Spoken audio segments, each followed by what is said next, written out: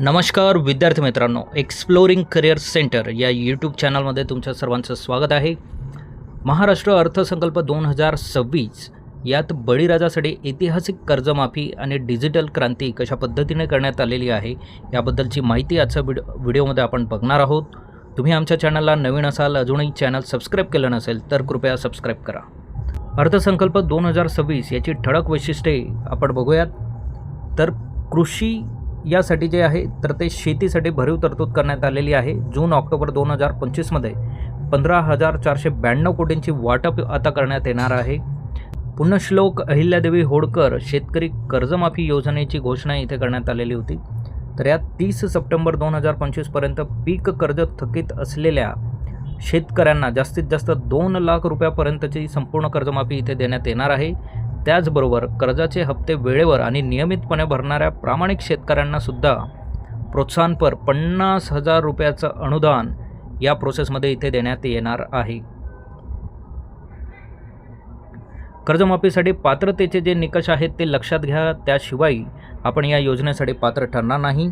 तर पहिली पात्रता आहे महाराष्ट्र राज्याचा रहिवासी आणि स्वतःच्या नावावर शेतजमीन असणे आवश्यक आहे. त्याचबरोबर शेतीसाठी घेतलेले अल्पमुदतीचे किंवा पुनर्गठित पीक कर्ज असणे अनिवार्य असणार आहे. त्याचबरोबर कर्ज 30 सप्टेंबर 2025 रोजी थकीत असावे. त्याच कर्जाला कर्जमाफी इथे देण्यात येणार आहे. बँक खाते आधार कार्डशी संलग्न असणे अनिवार्य असणार आहे. अपात्रतेचे निकष जे आहेत, आपण कुठल्या गोष्टींमुळे अपात्र ठरू शकतात ते इथे व्यवस्थित लक्ष द्यायचं आहे. माजी खासदार, आमदार आणि स्थानिक स्वराज्य संस्थांचे जर पदाधिकारी असतील तर ते या योजनेसाठी पात्र नाही आहेत. केंद्र राज्य सरकारचे कर्मचारी ज्यांचं मासिक वेतन 25,000पेक्षा जास्त पण चतुर्थ श्रेणीचे कर्मचारी वगळून त्यांना या योजनेची पात्रता देण्यात आलेली नाही आहे. शेतीबाह्य उत्पन्नातून आयकर इन्कम टॅक्स जर आपण भरत असाल तर तुम्हीही या योजनेसाठी अपात्र आहात. 25,000पेक्षा जास्त निवृत्ती वेतन तुम्ही घेत असाल तर तुम्ही अपात्र आहात. यात फक्त माजी सैनिक यांना मुभा देण्यात आलेली आहे. कृषी उत्पन्न बाजार समिती, सहकार, साखर कारखाने आणि नागरी बँकांचे पदाधिकारी जरी आपण असाल तरीसुद्धा आपण या योजनेसाठी अपात्र आहात. तातडीचे आवाहन आणि ही चूक आपण टाळावी असं सगळ्यांना सांगण्यात आलेलं आहे. थकीत कर्ज असलेल्या बहुतांश शेतकऱ्यांनी अद्याप विकास सोसायटीकडे कागदपत्र दिलेले नाहीत. माहिती वेळेत न आल्यास कर्जमाफीच्या यादीतून नाव वगळले जाऊ शकते. 9 फेब्रुवारीपूर्वी प्राथमिक कृषी पत पुरवठा सेवा सहकारी संस्था किंवा जिल्हा मध्यवर्ती बँकेच्या शाखेशी संपर्क साधा. प्रपत्र अ थकीत कर्जदार आणि प्रपत्र ब नियमित कर्जदारची माहिती तात्काळ भरून घ्या. तुम्ही अजूनही जर ती माहिती भरलेली नसेल तर यात मुदतवाढ झालेली असल्यास तुम्हाला प्राधान्य देण्यात येईल. आवश्यक कागदपत्रांची यादी इथे लक्षात घ्या. तुम्हाला आधार कार्ड सोबत न्यायचं आहे. फार्मर ID तुमचा जर असेल तर तो तुम्हाला न्यायचा आहे. 7-12 आणि 8A उतारा न्यायचा आहे. बँक पासबुक तुम्हाला जी आधारशी संलग्न आहे त्या बँकेचं पासबुक तुम्हाला न्यायचं आहे.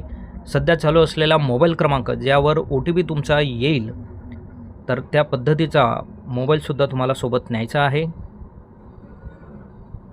कर्जमाफीची पारदर्शक कार्यपद्धती काय असणार आहे ते आपण बघूयात. तर आधार संलग्नता, शेतकऱ्याचा आधार क्रमांक बँक कर्ज खात्याशी जोडला जातो. याची प्रसिद्धी बँक विशिष्ट ओळख क्रमांकासह पात्र शेतकऱ्यांच्या याद्या चावडीवर किंवा ग्रामपंचायतीत प्रसिद्ध करतात. CSC पडताळणी होईल. शेतकरी आपले सरकार किंवा CSC केंद्रांवर जाऊन आधार आणि कर्जाच्या रकमेची पडताळणी करतील. त्याचबरोबर पडताळणी यशस्वी झाल्यावर राज्य सरकार थेट बँक खात्यात DBTद्वारे रक्कम जमा करणार आहेत. डायरेक्टली तुमच्या खात्यात हे पैसे जमा होतील. याबाबत कोणाशीही तुम्हाला पैसे देण्याची गरज नाही आहे. थेट तुमच्या खात्यात हा मोबदला येणार आहे. ॲग्रिस्टॅक डिजिटल शेतीचा पाया. तर प्रत्येक शेतकऱ्याला कोणत्याही कागदपत्राशिवाय सरकारी योजनांचा थेट लाभ मिळवून देणारी राष्ट्रीय डिजिटल प्रणाली इथे विकसित करण्यात आलेली आहे. यात शेतकरी नोंदणी पहिले केली जाईल.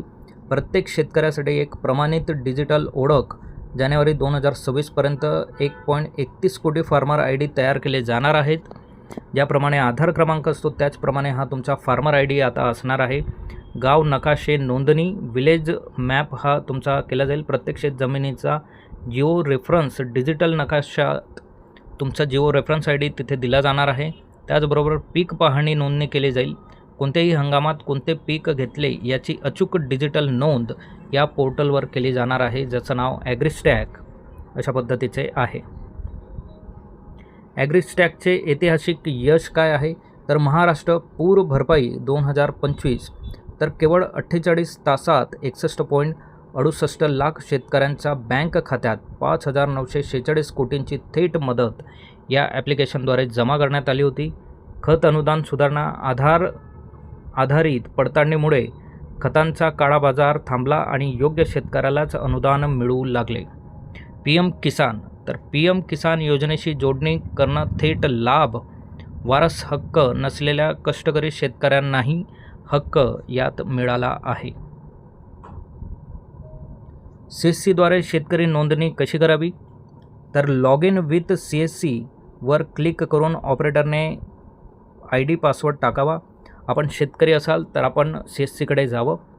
लॉग इन विथ CSC वर क्लिक करून ऑपरेटरने ID पासवर्ड टाकावा. त्याचबरोबर शेतकऱ्याचा आधार क्रमांक टाकून मोबाईलवर आलेला OTP प्रविष्ट करा आणि पडताळणी पूर्ण करा. शेतकरी प्रकार ओनर निवडून फेच लँड डिटेल्सवर क्लिक करा. सर्वे नंबर टाकून शेतकऱ्याचे नाव निवडा. त्याचबरोबर माहिती तपासून व्हेरीफाय ऑल लँडवर क्लिक करा. प्रोसीड टू ई-साईनद्वारे पुन्हा आधार पडताळणी करून घ्या. संमती कन्सर्ट द्या. सो प्रोसीड टू ई-साईनला OTP जनरेट होतो. तो त्या मोबाईलला आधार संलग्न जो मोबाईल आहे आपल्या त्या मोबाईलला येतो आणि OTP सांगितल्यानंतर ई-साईन आपली इथे केली जाते. तर CSC अशा पद्धतीने ही प्रोसेस करेल. CSC केंद्रांवर जाऊन शेतकरी त्यांचं ई-व्हेरिफिकेशन हे करू शकतात. या प्रोसेससाठी शेतीसाठी इतर महत्त्वाच्या योजना आहेत. महाराष्ट्र नैसर्गिक शेती अभियान तर 5 लाख हेक्टर क्षेत्र नैसर्गिक शेतीखाली आणणार आहे. मागेल त्याला सौर कृषीपंप आतापर्यंत 6,63,324 सौरपंप वितरित करण्यात आलेले आहे. डिसेंबर 26पर्यंत 16,000 मेगावॅट क्षमतेचे उद्दिष्ट 100% दिवसा वीज पुरवठा हे 2 महत्त्वाचे उद्दिष्ट घेण्यात आलेले आहेत. सर्वसमावेशक सुरक्षा व उद्योग गोपीनाथ मुंडे अपघात विमा योजनेत आता शेतमजुरांचा ही समावेश आहे. मुख्यमंत्री ग्रामीण पशुधन उद्योजक योजना सुरू करण्यात येणार आहे. त्याचबरोबर बळीराजासाठी प्रगतीचा नवा मार्ग या अर्थसंकल्पात मांडण्यात आलेला आहे. तो म्हणजे 2 लाख कर्जमाफी, आर्थिक स्वातंत्र्य याच्याने होईल. 50,000 प्रोत्साहन, प्रामाणिकपणाचा सन्मान इथे केला जाणार आहे. 1.31 कोटी फार्मर ID म्हणजे डिजिटल ओळखपत्र इथे क्रिएट केलं जाईल आणि ॲग्रीस्टॅक आणि CSC यामुळे पारदर्शक आणि जलद सेवा हे आपल्या शेतकरी बळीराजाला येथे देण्यात येणार आहेत. सो शेती आणि तंत्रज्ञानाची सांगड महाराष्ट्राची समृद्धीचा पाया या अर्थसंकल्पामध्ये मांडण्याचा इथे प्रयत्न करण्यात आलेला आहे. सो असेच नवनवीन आणि अपडेटेड व्हिडिओ बघण्यासाठी आमच्या चॅनलला सबस्क्राईब करा, व्हिडिओला लाईक करा. आपल्याला काही अडचण असल्यास आपण कमेंट बॉक्समध्ये आम्हाला सजेशन देऊ शकता. थँक्यू, धन्यवाद, जय हिंद.